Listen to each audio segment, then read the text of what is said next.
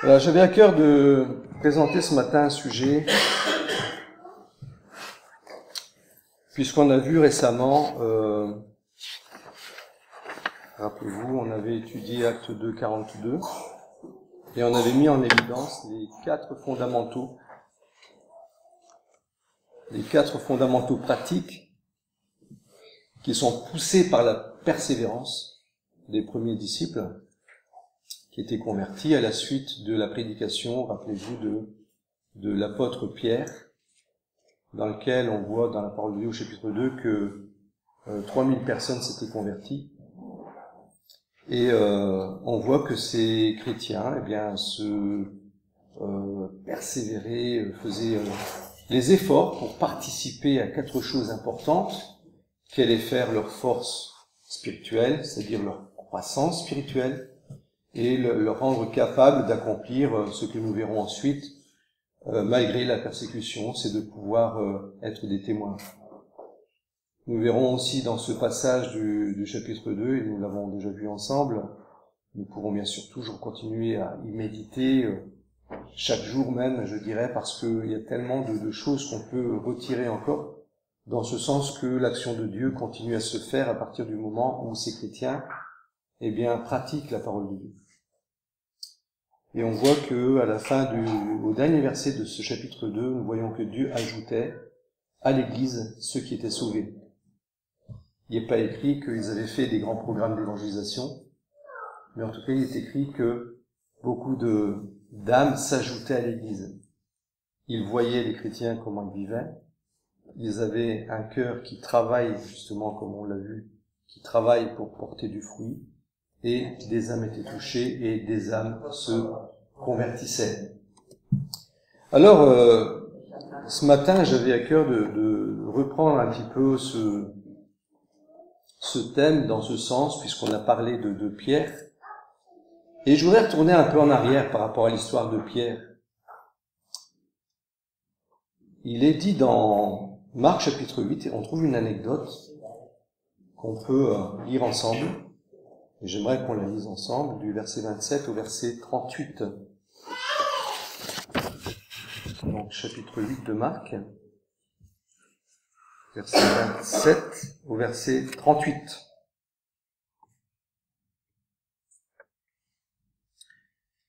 Jésus s'en alla avec ses disciples dans les villages de Césarée, de Philippe, et en chemin, il leur posa cette question. Les gens, qui disent-ils que je suis? Et ils disent, Jean-Baptiste, d'autres Élie, d'autres l'un des prophètes. Mais vous, leur dit-il, qui dites-vous que je suis?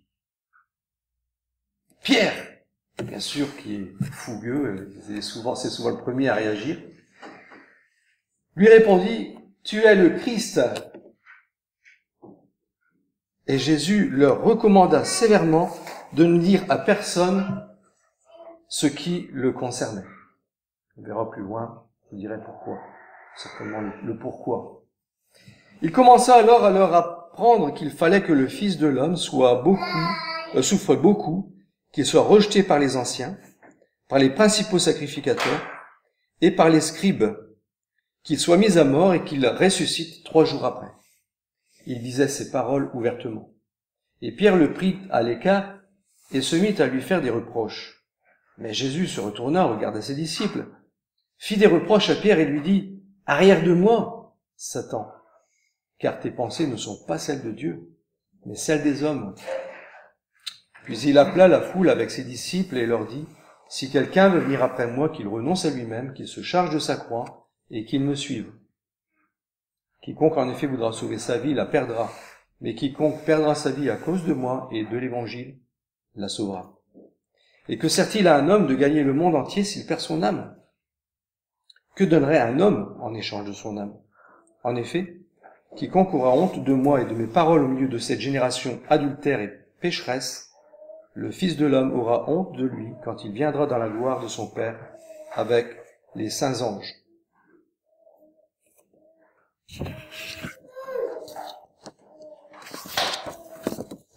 On voit que Jésus pose la question à ses disciples, qui dit-on que je suis? Donc, il y a plusieurs façons de penser qu'on peut retrouver autour. Certains pensent que c'est Jean-Baptiste, d'autres pensent que c'est un prophète. Mais vous, et vous? Pourtant, ils les avaient déjà appelés, hein. Ils les avaient déjà appelés comme disciples, n'est-ce pas?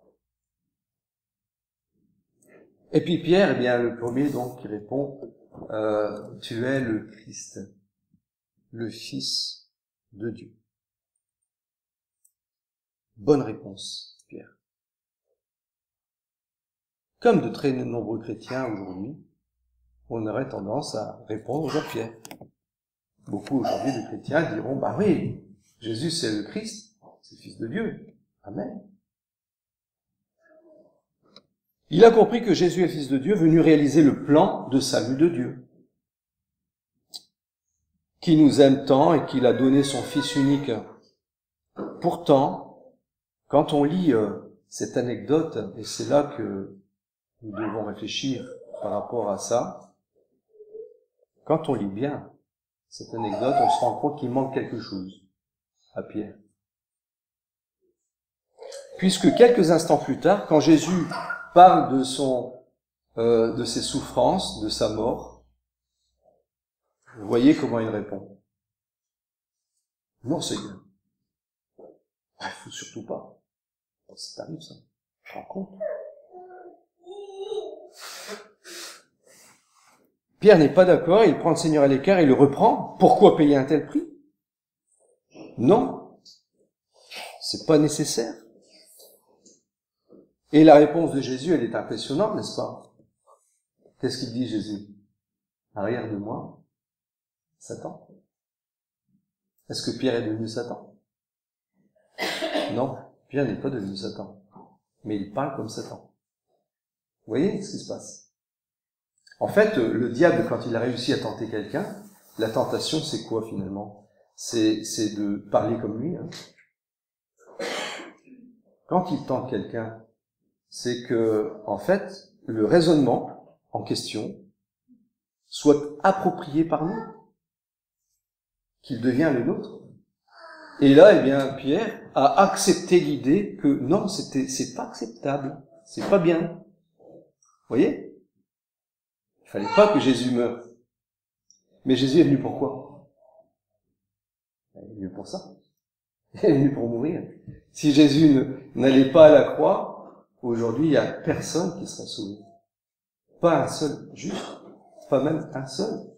Romains 3,23, il est bien écrit que tous sont péchés et sont privés de la gloire de Dieu. C'est-à-dire que personne, pas même Abraham, pas même Isaac, pas même Jacob, pas même Noé, pas même Daniel, tous ces grands hommes de Dieu, eh bien, n'auraient jamais pu être sauvés si Jésus n'était pas venu.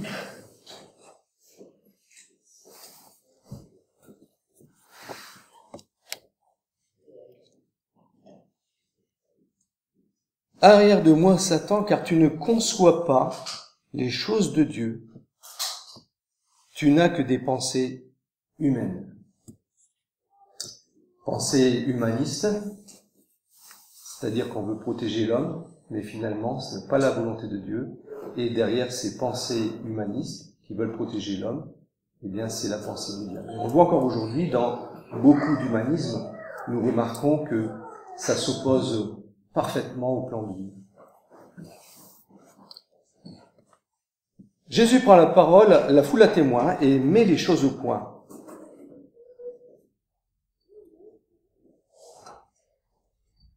Je voudrais revenir un petit peu en arrière. Vous voyez, quand Jésus parle de sa mort et de sa résurrection, dans le chapitre suivant, je voudrais faire remarquer que Jésus a souvent parlé de sa mort et sa résurrection à ses disciples. Et vous remarquerez que, et on va le lire ensemble, au verset 12 par exemple, lorsqu'il a été transfiguré, il leur répondit, Élie vient d'abord et rétablit toutes choses. Comment est-il écrit du Fils de l'homme qu'il doit souffrir beaucoup et être méprisé? Au verset 30 du même chapitre 9, ils partirent de là et traversèrent la Galilée. car il enseignait à ses disciples. Jésus ne voulait pas qu'on le sache, car il enseignait à ses disciples et leur disait, le Fils de l'homme sera livré entre les mains des hommes, ils le feront mourir, et 3 jours après sa mort, il ressuscitera. Et au verset 30, mais, voilà le verset 30, à partir de là. 31 alors, c'est pas le même que vous.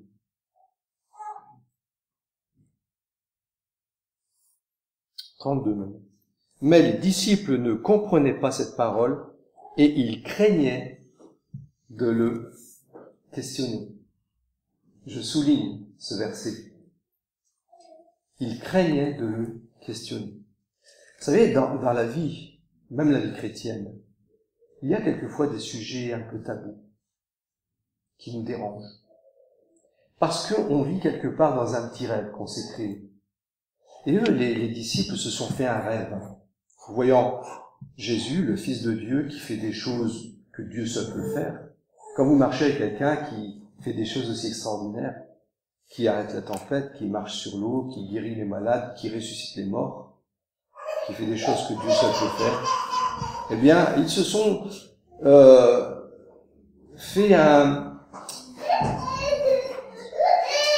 créé un rêve. Et ce rêve, c'est, il va régner. En plus que l'Ancien Testament en parle, il y a le Messie qui vient régner sur Israël, qui va chasser les Romains. Et donc, voilà que les disciples ont un rêve. Et puis là, Jésus parle de quelque chose qui vient tout chambouler. Il va mourir. Donc, vous comprenez bien. Et c'est tellement vrai ce que je suis en train de dire, c'est que quand on lit les disciples d'Emmaüs, vous vous rappelez les disciples d'Emmaüs? Pourquoi ils étaient tristes? Parce que Jésus était mort. Ils se posaient des questions. Mais comment ça se fait que cet homme qui était envoyé par Dieu, qui a fait des choses extraordinaires, et puis, paf, tout d'un coup, il est mort. Et Jésus, qui marche avec eux, quelle patience il faut avoir avec vous. Tête dure, du mal à comprendre. Il fallait qu'il meure, mais il fallait aussi qu'il ressuscite. Et puis quand ils ont fait la Sainte Seine ensemble, les disciples d'Emmaüs, qu'est-ce qu'il écrit? Leurs yeux s'ouvrent. Et ils ont reconnu que Jésus était là. Il était devant eux. Il était ressuscité.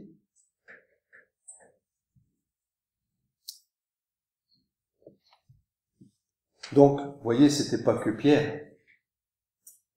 Mais Pierre, il était aussi quand même bien imprégné de cette idée. Il fallait pas que le Seigneur meure. Jésus va reprendre cette attitude de Pierre pour dire quelque chose de très important pour nous aujourd'hui. Si quelqu'un veut venir après moi, qu'il renonce à lui-même, qu'il se charge de sa croix et qu'il me suive, car celui qui voudra sauver sa vie la perdra. Mais celui qui la perdra à cause de moi et de la bonne nouvelle la sauvera. Et que sert-il à un homme de gagner tout le monde s'il perd son âme? Car quiconque aura honte de moi et de mes paroles au milieu de cette génération adultère et pécheresse, le Fils de l'homme aura honte de lui quand il viendra dans la gloire de son Père avec les saints anges. Jésus est en train de dire quoi? Voilà, si tu es gêné par le fait que je vais mourir, si tu as peur de mourir avec moi, si tu n'es pas pris à me suivre jusqu'au bout, c'est que tu n'es pas mon disciple. C'est ça qu'il est en train de dire. Et pour nous aujourd'hui, qui voyons de plus en plus dans le monde, dans la chrétienté actuelle, des personnes qui sont prêtes à croire en Jésus, mais pas nécessairement à le suivre. On peut facilement citer un credo d'une église, être d'accord avec le credo, je crois que Jésus est le Fils de Dieu, c'est bien. C'est bien. Jésus aussi l'a dit, c'est bien. D'ailleurs, c'est mon Père qui te l'a révélé, Pierre. Parce que pour croire à ça, il faut déjà que ce soit une révélation de Dieu. Parce que c'est pas quelque chose qui, humainement parlant, vous savez que Jésus parle de son Père, c'est pas évident. Quand on parle de Jésus, le Fils du Père, c'est pas évident.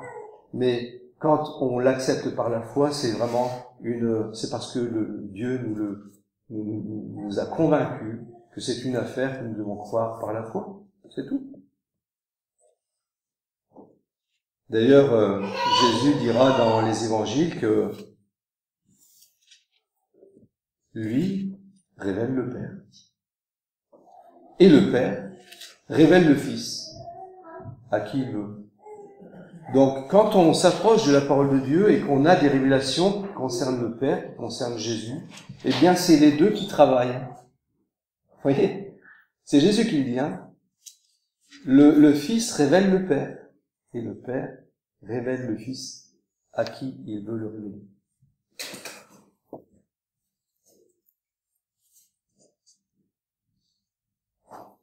Par rapport à cette chose que de renoncer à soi-même pour pouvoir suivre Jésus, eh bien, on voit que la réaction de Pierre est l'occasion pour Jésus de montrer qu'il n'est pas suffisant de reconnaître en lui le Sauveur, comme de plus en plus de croyants aujourd'hui. Chrétien peut-être, mais pas disciple. Pierre reconnaît que Jésus est le Christ, dès lors que ça coûte quelque chose, et expose à des conséquences à leur nom. Tant que je pouvais croire que Jésus, il allait régner et que peut-être je serais son bras droit, j'aurais peut-être un trône à côté de lui. Waouh! Ça me valorise. Je vais devenir important. Vous imaginez? Et donc, voilà, ils ont nourri une espérance qui n'était pas la bonne. Ici, Pierre n'est pas prêt à souffrir. Il n'a pas envie d'être mêlé à ces événements annoncés par Jésus. Il n'est pas décidé, pas prêt à suivre le Christ. Il n'est pas disposé, par amour pour son maître, à subir certains désagréments. Remonter un courant contraire, une opposition. On en a souvent parlé ces derniers temps, hein, le courant contraire, l'opposition, la persécution. Pas prêt à perdre sa vie, à se mouiller pour son Seigneur. C'est un terrible malentendu. N'est-ce pas? C'est une terrible erreur. Souvenez-vous aussi peu de temps après que ce qui s'est passé, alors que Pierre avait promis au Seigneur de le suivre jusqu'à la mort, hein, ils allaient partir vers Jérusalem et ils savaient que c'était quand même risqué. Il y avait les scribes et les pharisiens qui l'attendaient hein, pour essayer de le coincer. Ils l'ont fait plusieurs fois pour essayer de le coincer et le faire mourir. Hein. Et puis Pierre lui dit, « Seigneur, je te suivrai jusqu'à la mort. » Vous vous rappelez ça? Je te suivrai jusqu'à la mort. Et qu'est-ce que lui répond Jésus? Avant que le coq chante, demain tu me renieras 3 fois.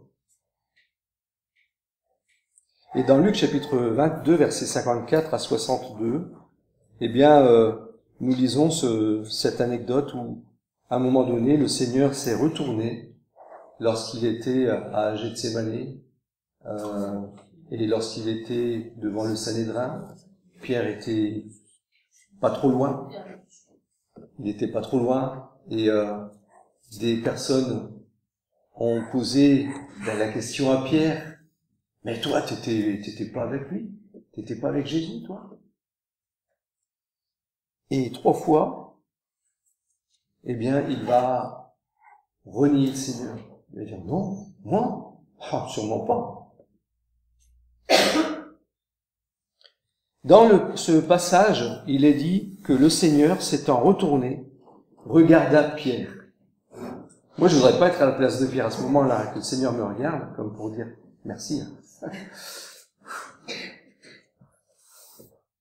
Et Pierre se souvint de la parole que le Seigneur lui avait dite.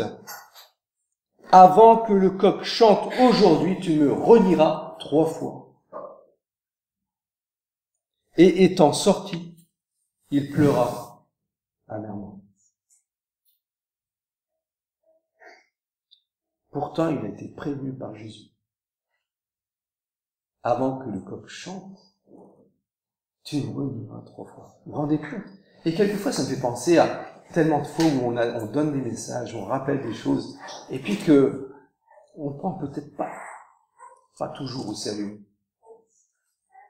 On est prévenu. Pourtant, il est prévenu par Jésus et Pierre renie, cependant, son maître, en route pour la croix. À 3 reprises, faiblesse de la part de Pierre, compromis. Et nous, que penser de cette manière de mener notre vie en totale indépendance, tout le contraire d'une vie de disciple? On fait tout pour être bien, pour être comme si, voilà, je vais m'occuper de ma vie, je veux m'en occuper à fond pour que je sois bien. Comme si Dieu n'était pas là finalement. Que dire de ces attitudes de vie opposées à la pensée de l'Évangile? De ces péchés tolérés, visibles ou non? Comme si le Christ n'était pas mort à la croix pour les condamner? Et ces compromis qui stérilisent notre vie de croyants, ces dérobades à parler de lui lorsque l'occasion se présente, on a des belles occasions et puis on laisse passer. Tandis que ceux à qui on a préféré ne rien dire courent à la perdition. On ne doit jamais oublier que ceux qui ont peut-être l'occasion d'entendre l'Évangile pendant les 2 ou 5 minutes qu'on a cette occasion, eh bien, vont vers la perdition. C'est à prendre très au sérieux, la perdition. Aujourd'hui, on remet en question beaucoup de choses de la Bible, dont la perdition, dont l'enfer. Comme si tous iraient au paradis. Peut-être Paul Naref, il a raison. On ira tous au paradis, disait. Rappelez-vous. Mais le livre dit pas ça. C'est tellement grave que Dieu a payé un prix fort. Et ce prix fort, c'est son propre Fils qui va aller jusqu'à la croix, qui va mourir pour nos péchés, pour que nous puissions être sauvés de la mort éternelle, de l'enfer éternel. C'est tellement grave que Dieu a payé le prix fort.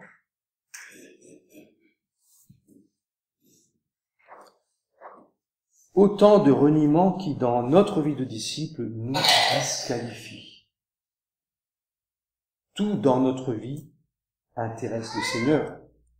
Nos fréquentations, le ton que nous employons pour parler à notre conjoint, nos loisirs, nos buts, nos valeurs, de notre honnêteté au travail, au programme télé que nous regardons, en passant par les valeurs que nous transmettons à nos enfants,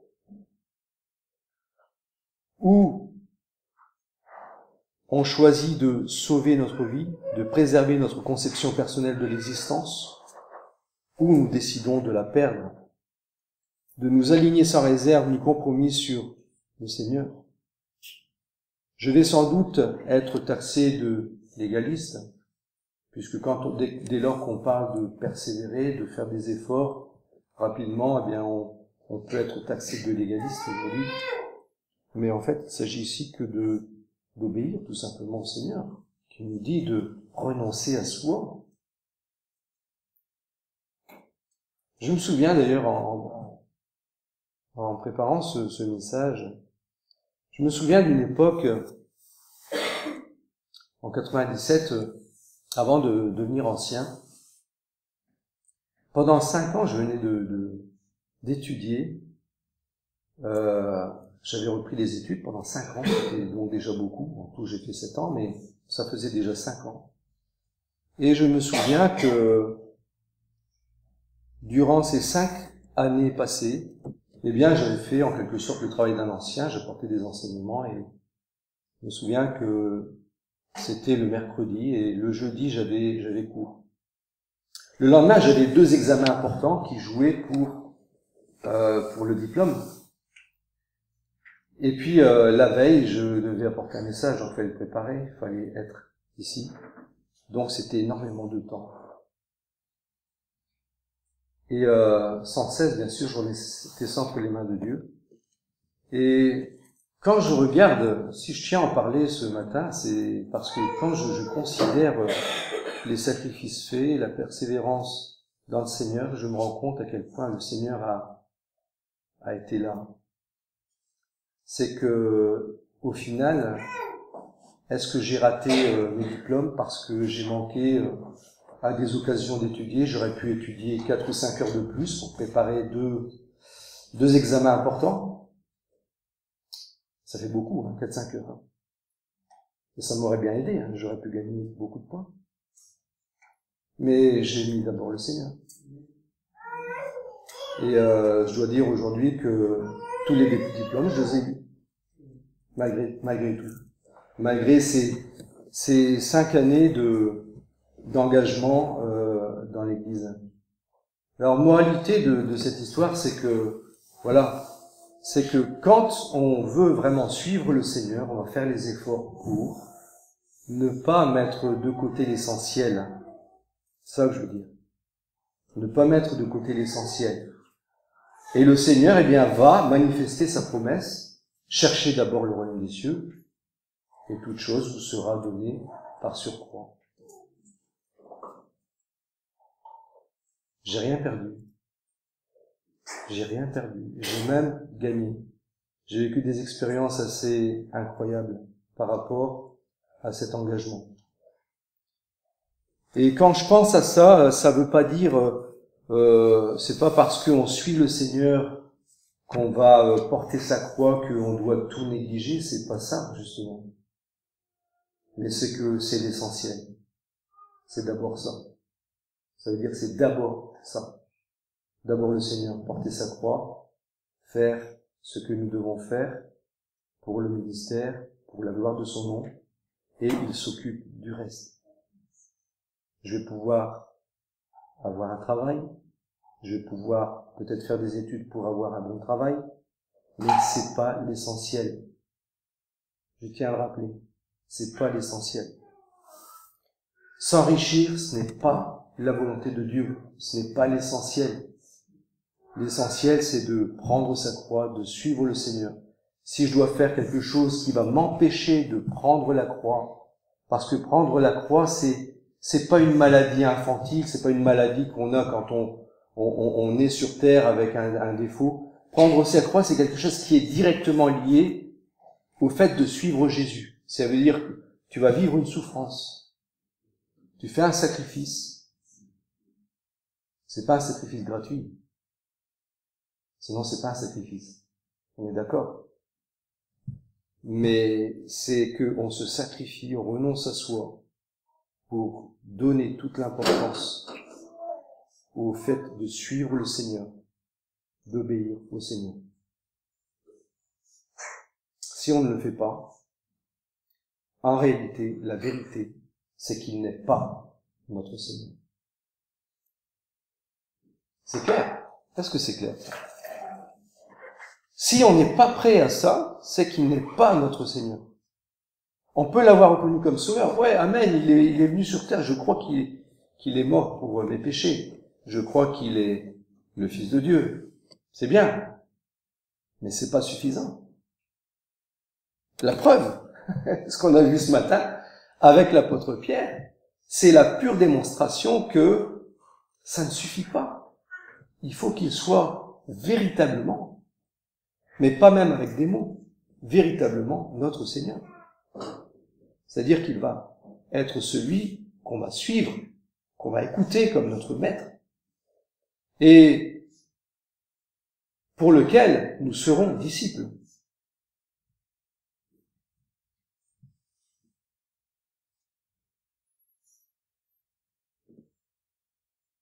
Celui qui voudra sauver sa vie la perdra. Ben oui, qu'il la perdra. Parce qu'il n'est pas en train de suivre le Seigneur. Pour Pierre, pour vous et moi, un espoir subsiste. La repentance. Pierre, il s'est vraiment repenti. On a lu tout à l'heure qu'il pleura amèrement. Il pleura amèrement. Il a regretté. C'est dans Luc 22, verset 62. La suite de ses relations avec le Seigneur et sa vie en témoigne. Vous savez ce qui s'est passé lorsque Jésus est ressuscité? L'ange a dit aux femmes, et c'est dans Marc chapitre 16, verset 7, il est dit, mais allez dire à ses disciples et à Pierre. Vous voyez, il dit pas à ses disciples, point. Allez dire à ses disciples qu'il vous précède en Galilée, que Jésus va en Galilée, et là, vous verrez. Jésus, il va aller là-bas et vous verrez. Il dit, dites à ses disciples et à Pierre. Vous voyez la différence? Et à Pierre. Comme pour dire, surtout n'oubliez pas Pierre. Vous voyez? Ça montre quoi? Je trouve extraordinaire. Que le Seigneur l'a pardonné. Ça montre que le Seigneur l'a pardonné. Et il espère revoir Pierre. Et il le reverra au bord du lac de Galilée. Rappelez-vous, Pierre, m'aimes-tu? Hein? 3 fois. Ça fait réfléchir tout ça. M'aimes-tu, Pierre? Est-ce que tu m'aimes vraiment?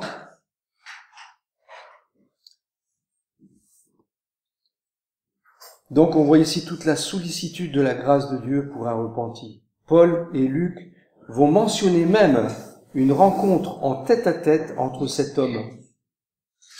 Peu auparavant, c'est surtout préoccupé de sauver sa vie et le ressusciter avant même la rencontre avec les 12. Donc, Jésus a rencontré Pierre même avant de voir les 12. C'est écrit dans 1 Corinthiens 15, verset 5, quand il parle de la résurrection. Oui, c'est sûr qu'il est ressuscité, il a été vu par 500 frères à la fois, même par Céphas qui est Pierre. Le Seigneur tient à encourager, à fortifier celui qui s'est fraîchement repenti de son attachement à lui-même. D'ailleurs, le face-à-face avec le Seigneur, l'intimité avec lui seront toujours accordés à ceux qui se repentent. C'est la repentance, c'est l'ouverture de la grâce de Dieu. Mais je voudrais aussi rappeler que la repentance n'est pas une fin en soi. C'est pas parce que tu entres dans une porte, tu vois ce qu'il y a à l'intérieur, tu peux entrer, mais tu es appelé à continuer le chemin. Tu es appelé à faire la suite. La repentance, c'est le fait de pouvoir commencer avec Dieu quelque chose. Parce que nous sommes repentis. Après, il y a la conversion, il y a l'engagement. Et l'engagement, c'est la preuve qu'il est notre Seigneur. Si on ne s'engage pas avec le Seigneur, c'est qu'il n'est pas notre Seigneur. C'est triste à dire, mais c'est vraiment comme ça. Parce que le Seigneur attend de chacun de ses enfants un engagement. Le juste vivra par quoi? La foi. Vivre par la foi, c'est pas au moment de la repentance seulement. On est d'accord. C'est tout le reste de nos jours, jusqu'à la mort. Je marche avec Jésus. Par la foi. Alors, qui est Jésus pour nous? Le Sauveur? Au travers de la réponse qu'il adresse à Pierre, Jésus montre qu'il est possible d'avoir reconnu cette vérité spirituelle et d'être pourtant en train de perdre sa vie. Comment vivons-nous? D'après nos valeurs, nos envies, nos normes? Sommes-nous en train de sauver notre vie en cherchant à ne rien perdre de ce qui fait le charme de ce monde? Les objectifs, fréquentation, loisirs, comportements, attitudes. Si c'est le cas, alors repentons-nous. Abandonnons cette voie. Choisissons de perdre notre vie à cause de Christ et de la bonne nouvelle, et il nous sauvera. Après tout, n'oublions pas que pour entrer dans le royaume des cieux, il ne suffit pas de dire « Seigneur, Seigneur », c'est Jésus qui l'a dit. Il faut accomplir la volonté de son Père céleste. Ce n'est pas celui qui dit Seigneur, Seigneur, mais celui qui fait la volonté de mon Père. Et faire la volonté de notre Père céleste, c'est l'affaire de tous les jours. C'est pas l'affaire d'un jour, le jour où on s'est converti, et puis ça s'arrête là. Non, c'est l'affaire de tous les jours. Nous marchons avec Christ. Nous voulons lui ressembler. C'est au prix d'un engagement de vrais disciples que nous verrons s'accomplir l'œuvre de Dieu dans son Église, un témoignage qui attire et qui sauve des âmes à la gloire de Dieu. C'est le prix du sacrifice, c'est que Dieu peut et veut accomplir quelque chose. L'œuvre qu'il veut accomplir, ce n'est pas une affaire d'automatisme, de dire Seigneur, Seigneur, mais plutôt d'accomplir la volonté de Dieu. Alors il manifestera que nous sommes ses enfants aux yeux du monde. Il fera briller notre témoignage de notre Église et nous verrons des âmes se tourner vers Dieu parce qu'ils seront touchés par l'action de l'Esprit de Dieu.